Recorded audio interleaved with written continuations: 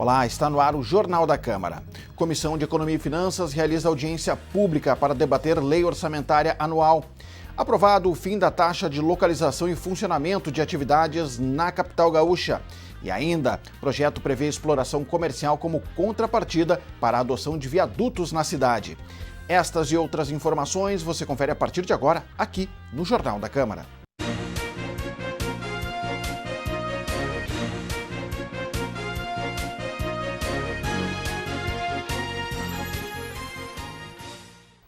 A Comissão de Economia e Finanças realizou audiência pública nesta quinta-feira para a apresentação e debate da Lei Orçamentária Anual 2022.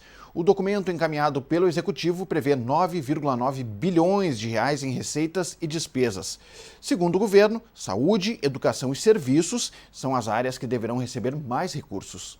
Equilíbrio entre receita e despesa é estimado em 9,9 bilhões de reais. Isso é o que prevê a Lei Orçamentária Anual de 2022. A proposta foi apresentada pelos secretários adjuntos de Planejamento e Assuntos Estratégicos, Urbano Schmidt, e da Fazenda, Bruno Breyer Caldas. De acordo com os representantes da Prefeitura, o orçamento do ano que vem é realista e equilibrado. Temos, então, um orçamento extremamente realista, trabalharmos com um equilíbrio fiscal do município, trabalhando em cima de investimentos, com prioridade na zeladoria da cidade, na revitalização do centro histórico, na recuperação econômica e social da cidade pós-pandemia.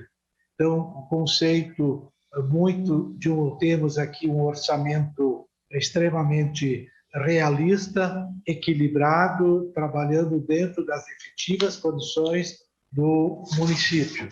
Então, 2022 tende a ser um ano de ajuste econômico e a nossa LOA reflete isso, né? Porque é um ajuste que a gente chama muito próximo de estagflação, né? É uma tendência à desaceleração econômica com inflação, e isso está se refletindo nos nossos expectativas de tanto de arrecadação quanto de despesa, tá? Ano que vem tende a ser um segundo ano de governo e também um ano eleitoral, no qual nós veremos certamente dificuldades financeiras.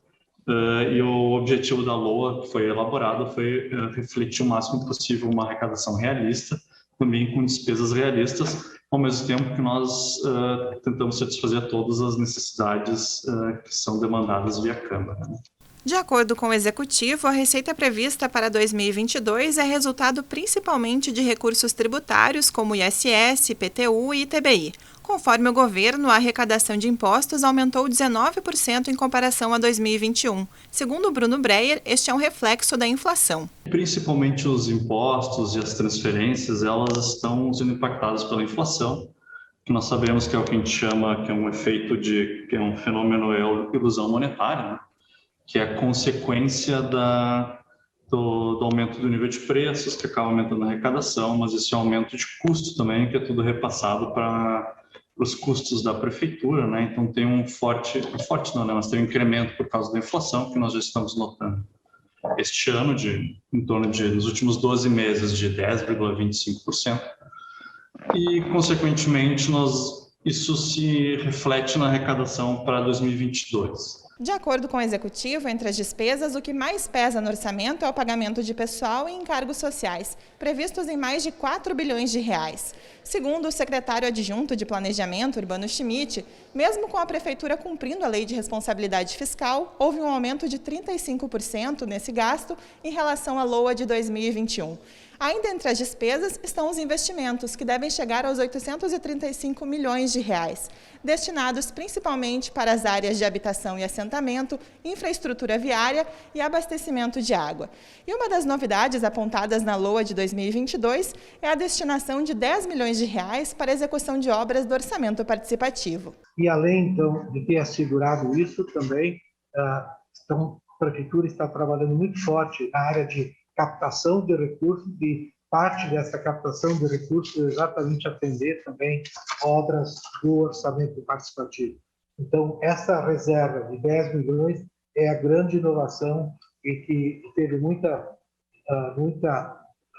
pressão por parte do próprio prefeito Melo, no sentido de solicitar de que se faça uma reserva e que esse recurso seja efetivamente gasto durante o ano.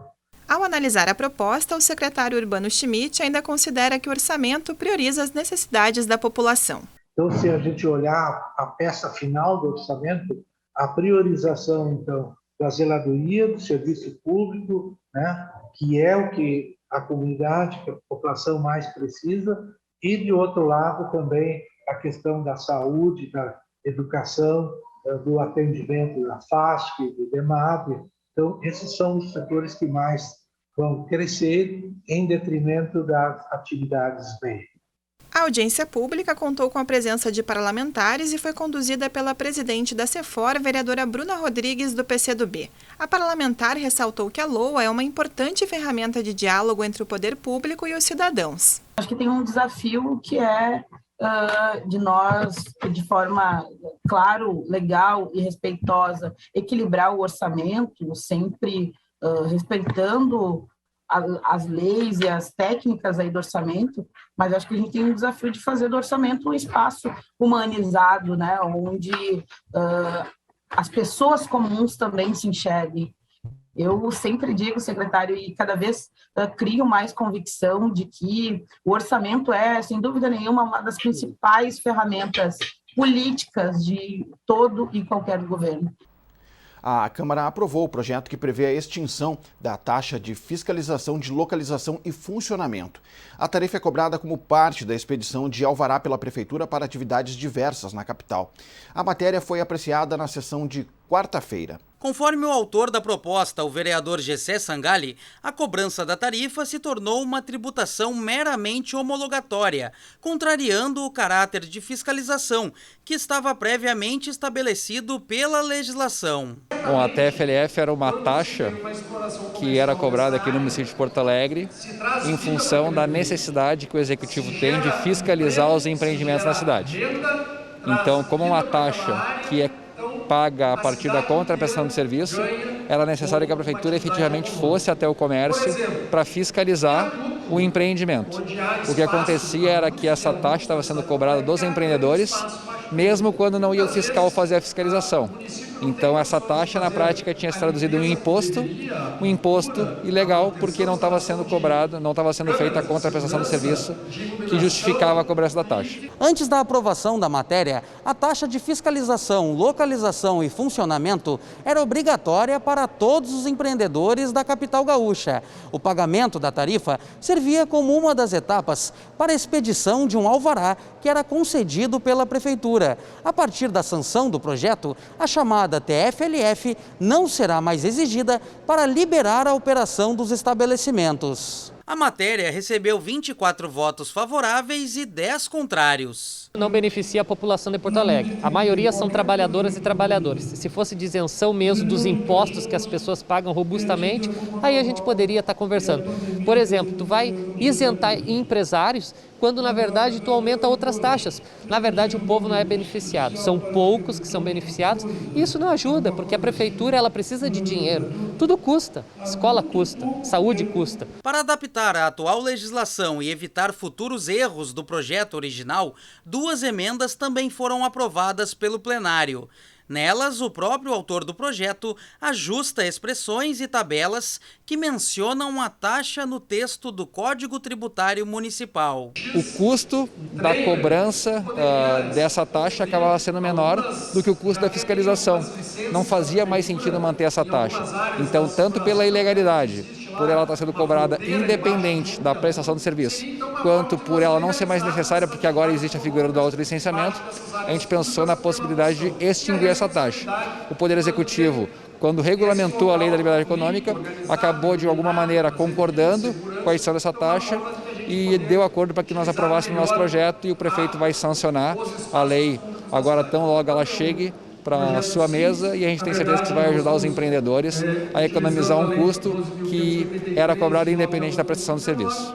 Os vereadores também aprovaram um projeto de lei que trata da adoção de viadutos na capital gaúcha. Como contrapartida, os responsáveis pela área poderão explorar comercialmente os espaços adotados. O projeto recebeu 18 votos favoráveis e 11 contrários. Um dos autores da matéria, o vereador Mauro Pinheiro, destacou o significado da proposta como alternativa para a manutenção e preservação dos espaços públicos. Com essa lei aprovada hoje na Câmara, esses adotantes eles poderão ter algumas atividades comerciais, claro, que autorizadas pelo município de Porto Alegre. Então, dessa forma, nós vamos aumentar o número de pessoas que tenham interesse em adotar áreas como os viadutos da cidade de Porto Alegre. Dessa forma, adotando, a prefeitura tem um custo menor de manutenção dessas áreas e essas empresas poderão exercer atividades comerciais desde que licenciadas pela prefeitura. Dessa forma, dando mais movimento em áreas que hoje estão, infelizmente, abandonadas, que poderão ser melhor utilizadas. O texto da matéria prevê que pessoas físicas ou jurídicas possam adotar viadutos e as áreas verdes ao redor dos equipamentos públicos. Conforme os autores do projeto, o gestor privado fica responsável pela manutenção dos espaços. O adotante ainda precisa manter atividades de lazer e cultura para o público em geral. Em contrapartida, o Poder Executivo irá permitir a exploração comercial das áreas adotadas. O projeto gerou intenso debate no plenário Otávio Rocha até a aprovação da matéria. Nós fomos contrários porque em vários viadutos da cidade de Porto Alegre existem atividades culturais como shows, espetáculos, atividades culturais da comunidade e também atividades ligadas ao artesanato, que é da cultura também. Então, lamentavelmente, é um governo que é privatista, abre concessão, privatização e que até esses pequenos espaços de viadutos querem entregar para a iniciativa privada. É nesse aspecto que nós temos divergência. Uma coisa não está contra a outra. A atividade comercial não é contra a atividade cultural. Ao contrário, a atividade cultural necessita de recursos para qualquer atividade cultural. Por que não a parceria de empresas que possam utilizar, inclusive, os ganhos que terão com a atividade comercial, bancar atividades culturais embaixo desse viaduto? Também assinaram o projeto as vereadoras Comandante Nádia, do Democratas, e Fernanda Bart, do PRTB, além dos parlamentares Ramiro Rosário, do PSDB, e Alexandre Bobadra, do PSL. A proposta ainda determina que o poder público fiscalize a limpeza das áreas e as atividades realizadas nos espaços que forem adotados. Na sessão de quarta-feira, a Câmara ainda aprovou o projeto que incentiva as chamadas ruas de lazer. O objetivo é permitir o bloqueio de determinadas vias para a realização de atividades culturais e esportivas. A proposta foi aprovada por unanimidade no plenário Otávio Rocha. O projeto é de autoria do vereador Cláudio Janta, do Solidariedade. Conforme o próprio autor do projeto, a ideia é permitir que os moradores locais possam solicitar o bloqueio do trânsito de veículos. O objetivo é estimular as intervenções urbanas já existentes para desenvolver a prática de atividades culturais e esportivas para promover projetos sociais. Também foram aprovadas emendas que estabelecem horários de bloqueio das vias, a necessidade de abaixo-assinado dos moradores para as atividades, a observância de não obstruir ruas com o itinerário regular do transporte coletivo, além da necessidade de manter passagem para acesso a unidades de saúde. E a sessão de quarta-feira também foi marcada pela posse de 3 parlamentares. O vereador suplente Alex Buiú, do Solidariedade, substitui seu colega vereador Cláudio Janta, que se licenciou para tratar de interesses pessoais até esta sexta-feira. Conforme Alex, o partido irá promover um rodízio de vereadores no mês de novembro, em homenagem ao Dia da Consciência Negra, celebrado no dia 20. O vereador salienta que trabalha com foco nas comunidades periféricas. Já estava sabendo que o vereador Janta ia nos abrir espaço, que nós íamos construir isso, e a nossa comunidade sim tem vez. Eu sou líder comunitário, vim do movimento estudantil, e sou líder comunitário, então eu venho bem trabalhando as necessidades da periferia, certo? Porque nós vemos muito de longe as coisas acontecer na parte central e não chegar até a periferia da cidade. Porto Alegre tem um PIB de 7 bi anual, sendo que 60% fica na máquina pública, e isso não chega até a periferia. Na sessão de quarta-feira ainda tomou posse o vereador suplente Henri Ventura, do PSDB. O parlamentar ocupa a cadeira do vereador Moisés Barbosa, licenciado por motivos de saúde até a próxima segunda-feira. Henri Ventura destaca seu foco em cultura e educação. Me sinto muito honrado, feliz e com uma energia e força para trabalhar incansavelmente nesse período que estiver aqui, substituindo o vereador Moisés Barbosa. E as pautas que a gente tem como principal bandeira do meu mandato foi cultura, educação, que a gente entende como são as principais pedras angulares da transformação e desenvolvimento da cidade.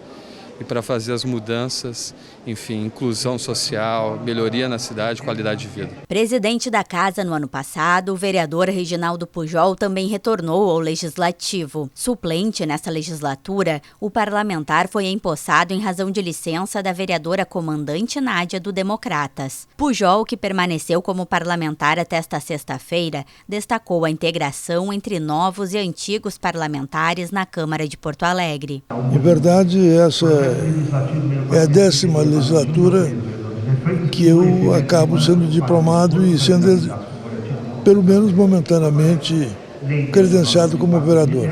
Eu sou muito feliz em retornar no dia de hoje, reencontrar alguns colegas que comigo trilharam no passado, alguns até que já estavam fora e que retornaram, como o caso do Rua, enfim, todos aqueles dos jovens aos menos jovens, a todos o meu abraço do veterano. O presidente da Câmara visitou a Federação dos Trabalhadores na Agricultura no Rio Grande do Sul. A diretoria da FETAG-RS pediu apoio do Legislativo para a aprovação de projeto para a realização de uma feira de agricultura familiar no Largo Glênio Pérez, no centro da capital. De acordo com o presidente da federação, a feira vai beneficiar inúmeros produtores do interior do estado, que poderão ter a chance de vender seus produtos em Porto Alegre. Então é importante para que a gente possa trazer aquelas agroindústrias que vêm na Expo Inter, que estão ali expondo seus produtos, para vir aqui para Porto Alegre.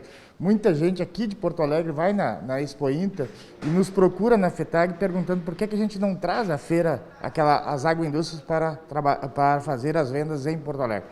Então tem esse projeto agora com essa possibilidade. Nós esperamos que a Câmara possa olhar com muito carinho, analisar e possa aprovar esse projeto. O projeto de lei de autoria do vereador Ayrton Ferronato, do PSB, está em tramitação na Câmara Municipal. A proposta quer incluir a realização da Feira da Agricultura Familiar no Largo Glênio Pérez, em frente ao mercado público, na segunda semana de novembro.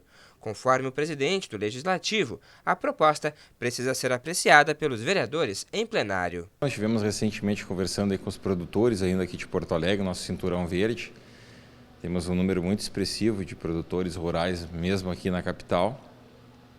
E a gente sabe que durante a pandemia, um dos setores que segurou, digamos assim, toda a dificuldade foi o agro. Então, também, uma certa forma, o nosso reconhecimento a esse setor, fazer uma visita aqui, às dependências da FETAG e afinar o violão com a gaita, digamos assim, do Legislativo, com a produção primária, acho que é algo muito significativo e importante nesse momento. Foi instalada nesta semana a Frente Parlamentar em Defesa do Trabalho e da Renda Básica. A iniciativa será presidida pela vereadora Laura Cito, do Partido dos Trabalhadores, autora da iniciativa juntamente com outros parlamentares. A abertura dos trabalhos ocorreu nesta quinta-feira. O objetivo da frente é ser uma ferramenta de promoção, debate e elaboração de políticas públicas na defesa do trabalho e da renda básica. De forma virtual, o ex-senador e atual vereador de São Paulo, Eduardo Suplicy, participou da atividade. A Câmara da Capital realizou 2 sessões solenes nesta sexta-feira. Durante a manhã, a jornalista Taline Opitz recebeu o título de cidadã emérita de Porto Alegre.